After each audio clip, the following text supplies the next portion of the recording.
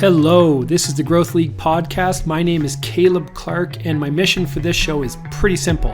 It's to learn from marketers on how they're playing the great game of marketing leadership, their ideas, experiences, perspective, wins and losses, and the playbook that they've established over time. Listen, there's more than one way to lead a marketing team and a marketing function. So if you're a VP, a CMO, director, or someone aspiring to fill one of these marketing leadership roles in the future, tune in to learn from some of the best in the business. Working on projects and you kind of get very silo-minded. I love nothing more than when we're onboarding new employees and they flag a couple of items or they ask you a couple of questions that really make you start to think again. Because especially when you work for a company for a certain amount of years or on a certain product or a project, you really kind of get bogged down into that, and you kind of sometimes it's hard to consider what that actually looks like. So I think just taking the feedback and applying it a lot of the time helps our team specifically. And today I have the privilege of chatting with Dania Mills. She is the marketing lead in North America for SFC Energy. Dania, in her role leading the marketing function within the continent, is responsible for really living and breathing the brand, wearing a ton of different hats from brand to performance marketing to, digital marketing, everything, and leading a team in and within that. So in today's conversation, we're going to learn about Dania's journey as a marketer and a marketing leader and the different approaches she's taking in playing this great game of marketing leadership. So Dania, thank you so much for being on the show. Welcome. Yeah, absolutely. Thanks for having me, Caleb. So can you give us a little bit of an overview, sort of quick summary of your journey thus far as a marketer? What brought you to SFC, but where were you before, and how have you sort of evolved into a marketing leader today? Yeah, absolutely. So my journey kind of started a little bit differently. So I have a degree in communications and then a diploma in broadcasting. So broadcasting was kind of always the front runner, but obviously both of those kind of play directly into marketing together. So I actually had a bit of a radio career for a couple of months, moved to a small town in Alberta, and did that for a little bit. And then I knew kind of from there that my focus was definitely going to be marketing and trying to get into however I could get into any type of marketing. A few years ago, things were a little bit different than they are now, in the fact that it was a little bit difficult to come by true marketing jobs. So I think a lot of millennials kind of found themselves looking for those proposal jobs, communications jobs, things like that, anything that we could really then hang our hat on and call marketing. So from there, I took a sales position. I did inside sales for a couple of years, which honestly I think was great and really played into a lot of what I know now and a lot of kind of the strategies that we utilize. But after that, like I said, I took a proposal position. So it was proposals and marketing, very loosely marketing, very heavy proposals, where it was a lot of kind of design work, submitting proposals for different projects, things like that. And I actually, I did that position for a couple of years with a couple of different companies, and kind of started to be able to do a little bit more marketing, a little bit less proposals. But I think, like I mentioned before, marketing was a little bit tricky of an industry to get into a little bit. And especially pre-pandemic, I think that it was, as we all know, it was kind of the first thing to go. So there wasn't necessarily a ton of positions available that weren't umbrellaed under into another position kind of thing. Right. So from there, I did actually found this position at SFC, and uniquely, I actually started the day the pandemic began. So nice, good timing. Yeah, literally, my boss called me, asked me to give him, or text me, asked me to give him a shout, and in my mind, I'm like, there's no way they're going to have this position. The world is pretty much effectively closed. He's probably telling me we have to delay. But no, he let me know that I could come in Monday. They'd hand me a computer and then I would effectively kind of work remotely for the next 2 years. So that was pretty interesting. Honestly, like I didn't even meet a lot of our team members for a few years, and I think everyone probably had a similar experience where you'd be remote and then going back to office, remote, going back to office. So that in itself was kind of a new experience. But this was sort of the first true marketing solely focused position that I was able to kind of take on and lead. And even in my first year or so here, we did kind of a corporate rebrand. We moved to a new building. So I was able to kind of head all of that and manage all of that. So already I've had kind of a ton of opportunity here, and we just continue to grow. So so awesome. far, so good. Oh, that's great. Thank you for sharing. What was it about, if you can remember, one or two things that drew you to the company, to the brand, to the opportunity? Is there anything that makes you believe, if you will, about SFC? Yeah, honestly. So a little bit of background about SFC in general, I guess.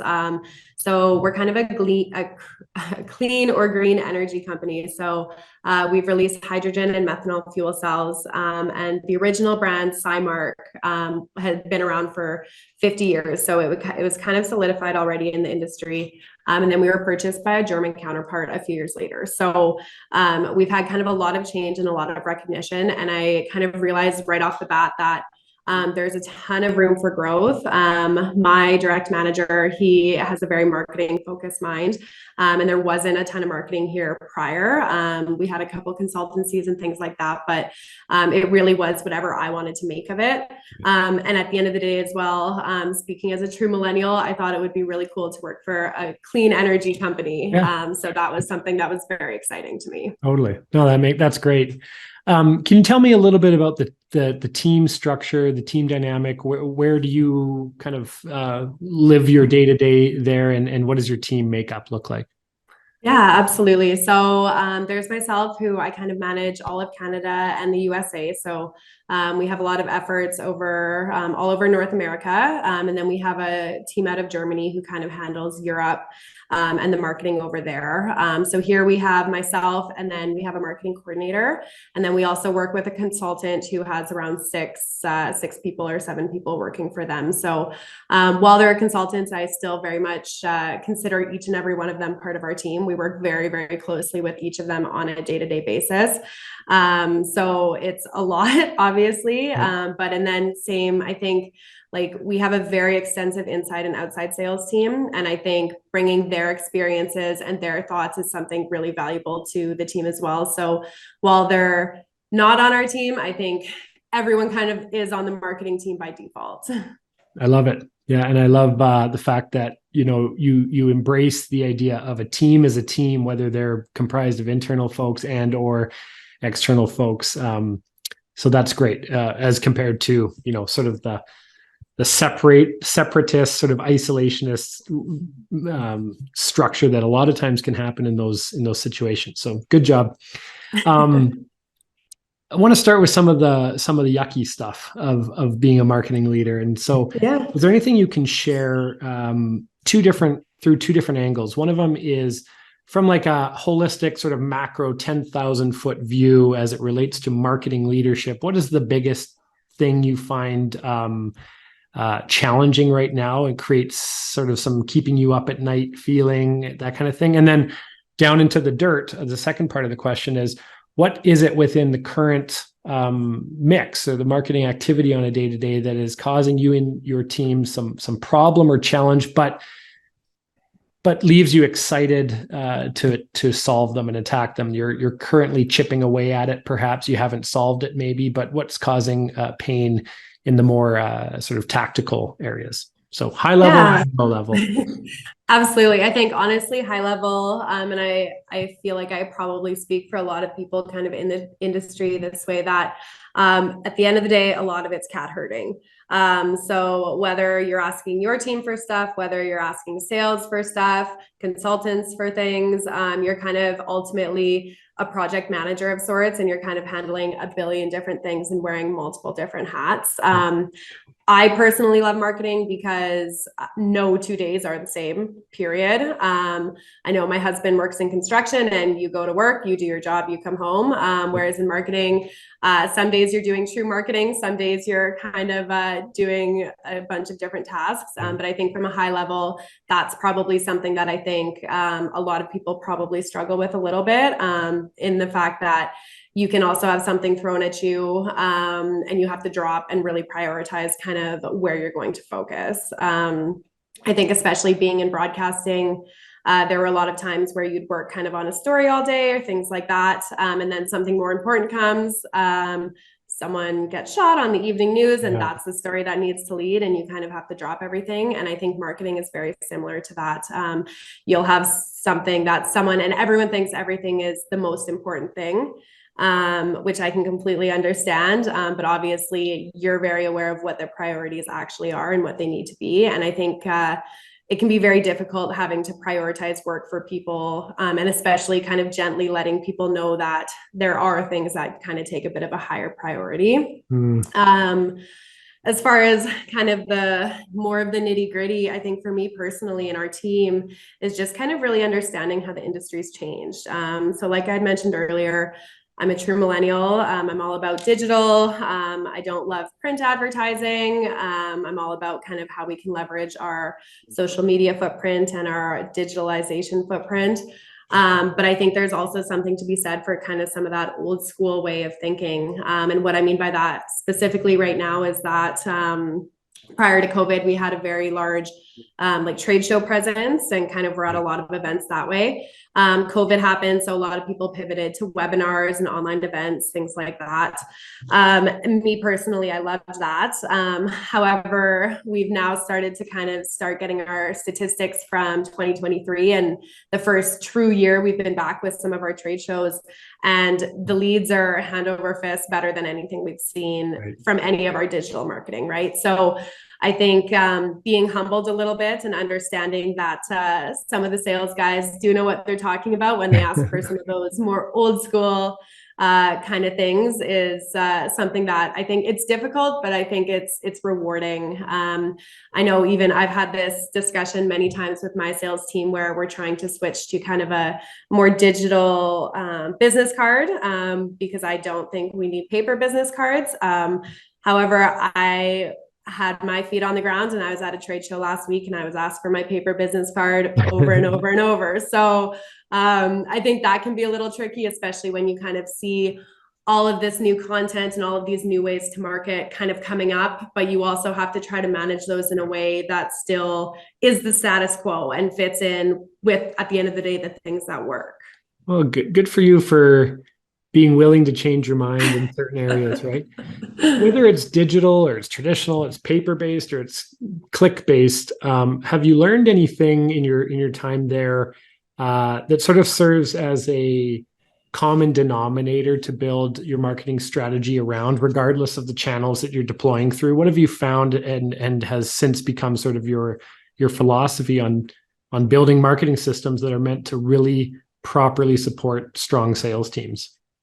Yeah, honestly, I think for our team, a lot of it comes down to just the feedback of the team. And what I mean by that is whether it's sales, whether it's our production team, whether it's HR, I really want everyone to feel as though marketing is valuable and it's not only a tool for sales and it's not only a tool kind of externally or for marketing. And I guess like we work very closely even with our production team. We've got a 17,000 square foot facility here. It's massive, but we want to make sure that we're showcasing that to everyone in the company and externally too. So I think it's really important to kind of always be learning and always kind of take into consideration the various ways that we're learning. I think it's easy to get bogged down. I know I do it all the time where you're working on projects and you kind of get very silo-minded. I love nothing more than when we're onboarding new employees and they flag a couple of items or they ask you a couple of questions that really make you start to think again. Because especially when you work for a company for a certain amount of years or on a certain product or a project, you really kind of get bogged down into that and you kind of sometimes it's hard to consider what that actually looks like. So I think just taking the feedback and applying it a lot of the time helps our team specifically. That's great. So a big part of your sales and marketing integration, as I heard, is establishing and leaning into feedback loops, communication cycles. Is there anything else that you've done or have been thinking about doing and plan to do soon to further strengthen the integration between these two camps, which historically in a lot of companies, there's a large gap between sales and marketing? Is there anything else besides the establishment of good feedback loop and communication that you've done to tighten that proximity? Yeah, that's a great question because that's actually kind of a personal goal for myself to bring to our team into kind of 2024. So ideally, I'd like to have the sales team kind of sit down and do like a true marketing workshop. So whether that means from the beginning of content creation to completely the end and understanding all of the approvals, but also really listening to them and understanding kind of what the take is. And I think even we on the marketing team, we go to our trade shows too. We make sure that we're kind of involved in some of the sales processes and understanding what that looks like. Yeah. We have customers in our building fairly frequently, so I'll try to kind of sit in on that and see kind of how they're talking to customers and really understand like what the material is that they're needing, because it can be pretty technical. And for us in marketing, at the end of the day, I'd like to make it look pretty. But yeah. I can understand that a beautiful sell sheet isn't going to relay the facts that they need like relayed, right? So I think kind of just being able to continue strengthening that and just really, like you said, focusing and working with the team and understanding what that looks like. That's cool. Oh, that's great. A big topic that comes up with marketing departments that are endeavoring to be industry leading and do great work and really support the sales team. There's always some element of expertise or capacity constraint that burdens marketing departments. So can you tell us a little bit, being vulnerable, I guess, to explain where some of those constraints exist today, and what are you doing and you and your team doing to mitigate the potential risk or loss associated with those holes? Yeah, absolutely. And honestly, I think you kind of hit the nail on the head there. I think a lot of people really end up taking on probably too much. I think it's really easy to look at your 2024 year, for example, and look at the budget and have all of these crazy goals. And I think it's really important to kind of take it back and really understand like where are we wanting to go next year, right? So whether you're really wanting to focus on a project or focus on a certain number of trade shows or collateral or things like that. In marketing, especially, I find everyone feels like they're pretty much operating at full capacity. And I think a lot of teams don't necessarily understand kind of the intricacies that are needed for a lot of things. People will send over a sell sheet. I'm sure you're aware of this, and they'll ask for a couple minor changes and then ask why it's not ready right away. And it's so much more than opening a document in a PDF and making your edits yourself or sending out a word sheet kind of thing, right? So I think kind of also understanding where your strengths and weaknesses are as a team. We use our consultants in kind of a very specific basis in a very specific way so that it's aiding us. It's not necessarily creating more work for us. And I think a lot of the time it can create a lot more work. You can get kind of bogged down in briefs and templates and emails and, like I had mentioned earlier, cat herding and things like that. And I think if you can try to remember why you're doing what you're doing and try to just remain present, it makes it fun, but it also makes it realistic. Cool. Yeah, that's really nice way to explain it. As a follow-up to that question, as marketing leaders, budget is a reality, is something that, there's no unending budget in any company that I know of, anyways, within the marketing function. Are there any areas or disciplines that for certain, and you and your team and your consultancy believe for certain would be super valuable within the overall mix, but you are as a team intentionally saying no to this area? We know that it needs to be in there from an industry leadership standpoint, but we're saying no with that understanding regardless. So if money was no object, what are the one or two things that you would layer into the overall mix, aiding you in your direction to fulfill the business case? Yeah, absolutely. I think that's a great question. I think kind of first top of mind is something as easy as Google AdWords. I think if you can allocate the correct amount of dollars towards it, it can be very beneficial. But that being said, I'm sure you know it can cost quite a bit to get kind of any sort of foot in the door there. You're not necessarily allocating $1,000 or $2,000 there if you actually want to see a little bit of return on your investment. So I think that's probably something that if you had an unlimited marketing budget and you could throw all the dollars there, that's a huge one. And then obviously kind of for me personally would be just even commercials and advertising and kind of going really big with some of those things. You hear about some of the marketing budgets of some of those guys at the Super Bowl and things like that. Oh. And just imagine like being able to kind of have your hands on that, or even just think about that, like take away the celebrity of it all, but even just some of that brand recognition that you get from a 30-second ad that you have the capacity to support with a $30 million budget, right? Right. Yeah. If money was no object. So totally. a lot of companies, a lot of marketing leaders that I talk to they're either working with a combination of internal team members and external partners, or they're not doing that currently, but in their previous experiences they have. At one point or another, every marketing leader will experience that dynamic. For you, tell me about why your partnership works so well. What kind of role do they play with you? How do you, as you mentioned before, maybe not herding cats, but how do you facilitate that team integration, and what do they do for you? Absolutely. I think consultants can be kind of a two-edged sword a lot of the time. And I think a lot of people are sometimes a little bit hesitant to utilize their services for a variety of reasons. I know, just speaking candidly, when I first came on board, the consultancy that we're still currently with had already been kind of in place. Right. And for me, kind of coming on board, I was very of the mindset of let's show everyone what I can do so we don't need the consultant, right? Yeah. And I think I don't think that's kind of an off-base reaction. I think a lot of people probably feel very similarly.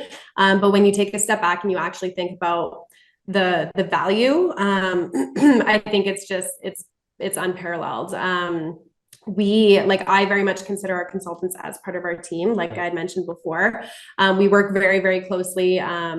We go for team lunches and things like that.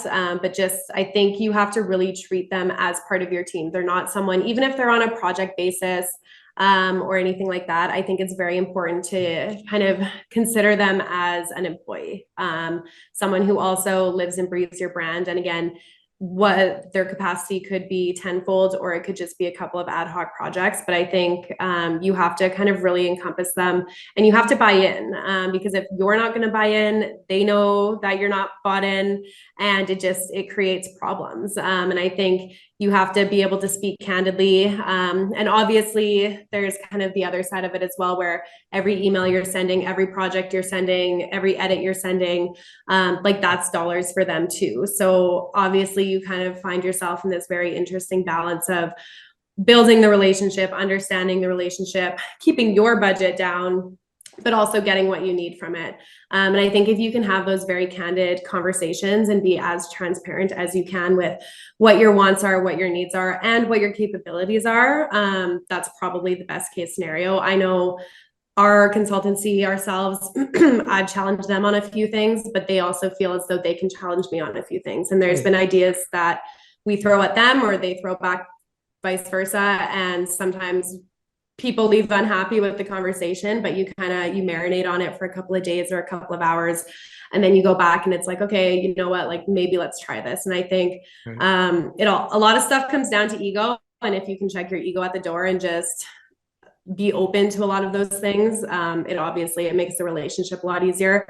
And you have to remember, everyone has the same goal here. And the goal is the brand, right?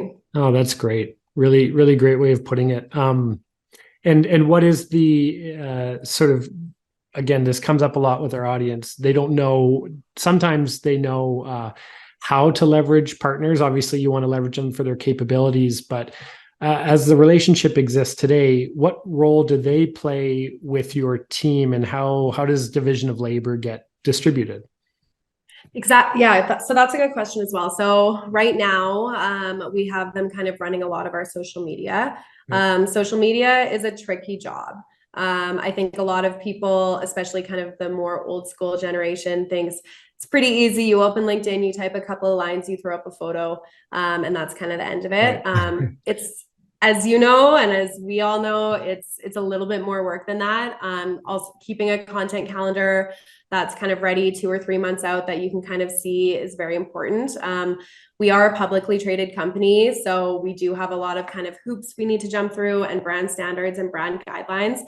So that for us is a very easy low-hanging fruit that we've kind of given to them. Like I said, they know our brand, so it's very easy for them to support us that way. And I think you have to kind of, when thinking about the relationship you want with your consultancy, it's all about kind of really reviewing what your strengths are and what their strengths are. So even for us, myself and my team, we're great at kind of content and brand strategy and kind of Google AdWords and things like that. We don't have a lot of experience as far as graphic design. So instead of us kind of playing around in Photoshop or Adobe for hours and hours trying to make a graphic, that's something we'd rather send over to the consultant because we know they're going to do it tenfold better than us. It's going to take way less time and it's going to look way better. So I think it's like very much understanding the strengths of you and your team. And then also leveraging the strengths of your consultancy. Another way, like kind of on the flip side of that, is we, as I had mentioned, we do a lot of trade shows in-house. So I think last year we did 20 shows. So it's pretty aggressive, but that is obviously something like we're not going to kind of contract that out. That doesn't necessarily make sense. You need people in the building, you need people kind of on the ground here doing that. So that's something that our trade show strategy, like we kind of keep that very close to our chest. So any way that we can make our lives easier, especially during trade show season, when you've got crates going out and crates going in and you're trying to coordinate that and order the material. If we can send certain things off to be created for us in the meantime, then that's kind of the sweet spot of really being able to leverage both. Cool. Shifting gears a bit, can you tell me sort of high level about what does the market look like right now for the market that you sell into? What is it a very lot of players serving the same audience? Is it super competitive? Where are the biggest opportunities you see, and what role do you believe over the next 12 months marketing needs to play as it relates to capturing available market share or stealing market share currently held by others? Yeah, so we're fortunate in the fact that essentially we have our product, which is a methanol fuel cell, and then we also just launched our hydrogen fuel cell as well. So hydrogen technology is fairly new still in Canada, so kind of lots of approvals, lots of government grants and things like that. There are a lot of other hydrogen producers, but we're kind of all in the same playing field. As of now, just trying to kind of put our names on the map there. As far as our methanol fuel cell, we take a very similar approach to many of the markets here in Alberta. Oil and gas kind of is a major market for us. Security and surveillance is one of our fastest growing markets. So a lot of the time we'll power kind of security trailers that people will use instead of diesel generators and things like that, to kind of keep their security going on their mining sites, parking lots, things like that. Mining is also obviously kind of a very large sector that we're growing into. And then also all throughout the US, it's very similar kind of market styles there. So in terms of marketing to kind of those specific industries, it's very interesting because the same kind of advertising that you're going to have in Alberta probably won't be the same as it will be in Quebec or Ontario, right? So we do a lot of kind of targeted advertising, a lot of like very specific location advertising. And I think we'll probably continue to do that into 2024, especially as we grow. And same with out in BC, it's a very different market than it would be here. So it's kind of juggling a lot of different ad campaigns and having very different brand, not identities, because you want it all to be kind of under the same brand. But you want people to really understand that we hear kind of the market that we're in, and we're picking up what they're putting down, right? So if we've got our office in Grand Prairie, and the way that presents would probably be very different than kind of how an office in Toronto would present, right? So we also try to make sure all of our offices are very ingrained in the location they're in. We try to make sure they're very specific. That's something I very much take pride in, is being very intentional and specific with a lot of our marketing. And then kind of just going back, we partner with Schneider Electric and ABB. So we also integrate a lot of their products into a lot of our products and sell a lot of those. So we have a very mature business on one side, but also a very new business on the other side. So it's very exciting to be kind of a part of and understand what that looks like, because kind of some of our marketing content for Schneider Electric or ABB is very different from what it would look like for kind of our methanol fuel cell, which is a lot newer of a technology. You've been there for almost 4 years now? Almost 4 years. Did you know anything about this industry or product before entering? Yeah. Not a clue. I think, to be honest, in my interview, my boss had asked me if I knew anything about the company, and I didn't lie. I said, honestly, not a thing. So it's been a learning curve for sure. Yeah, but it seems like you very much not only understand it, but there is a sense of passion for what's going on, and who you're serving, the problems you're solving. So that's great. I have like 10 more questions, but I want to ask you one final one. Final, and it's about the non-performance marketing side of things, the people side of things. How would you describe your approach, maybe learned over time, but especially learned over the time at SFC? How do you approach building and empowering and motivating and leading people, which is the most precious part of any function, right? Yeah, absolutely. And I think it's kind of silly in the fact that I know you had said it's not a marketing question, but I think it very much is. I think everything comes back to the people. And especially here, like, we're very culture driven. And I am very fortunate to have a great managing director who's also very marketing focused, but he also very much cares about the people. And our entire leadership team is very kind of human focused on the human element. And I think even for myself and my team, I think it's very important to kind of try not to get bogged down. I know I've been in the situation where someone calls and it sounds like it's the biggest emergency ever.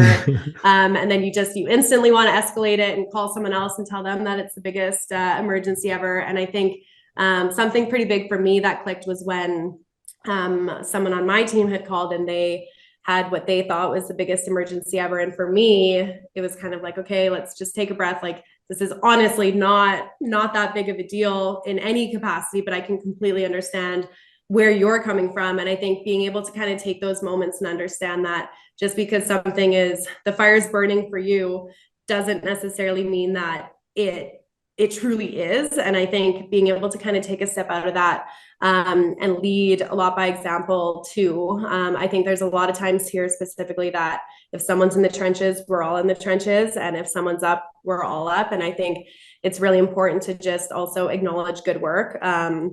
I don't think enough good jobs get kind of sent out. And I try to always make sure that my team knows when they're doing a great job, whether it's our consultants or our internal team or the sales team kind of promoting events and stuff. I try to always make sure that we're kind of giving kudos. And even just kind of going back to when everything seems like an emergency, I try to sort of live in terms of, okay, is something on fire? Like, do we need a fire extinguisher? Is the alarm going off? Or do we need to call the fire department? Like, where are we here, right? And usually the alarm's going off, it's really not that big of a deal.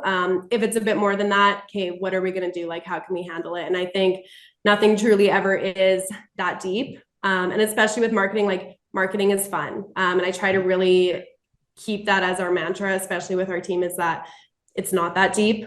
There's always going to be people who are bothered by what you post or that you can't get something out in time. But at the end of the day, it's content creation. It should be fun. And I really want our team to remember that it should be fun. That's awesome. Yeah, I sense that you've established a lot of trust with your team, acknowledging that no problem is too big, bring it, and then let's get into the trenches together. I thought that was great. So I learned a lot from you in terms of how to play this game really well. I mean, I think it's very exemplary. The way you talk about facilitating sales and marketing integration, how you speak about the nature and the dynamics of working with a combination of internal and external folks, but it's really one team. One thing that really resonated with me about you was a very clear elimination of ego that you've been able to apply throughout your, right? Going back to when you were talking about if it's not digital, we're not doing it. But then boots on the grounds, you start to understand, you have meaningful conversations with sales teams, and changing your mind about certain things, I think is a really important trait for a leader and a marketing leader. But then also, your example about when you first landed on the job, we don't need an external team. I can do this all, but changing your mind about that. I think people want to see that in leaders, that they can put that ego aside and change minds. So thank you for sharing a small glimpse of your world and how you play this game. I think a lot of folks will take a lot of value from what you had to share. So everyone, Dania Mills, thank you very much for being here. Thank you.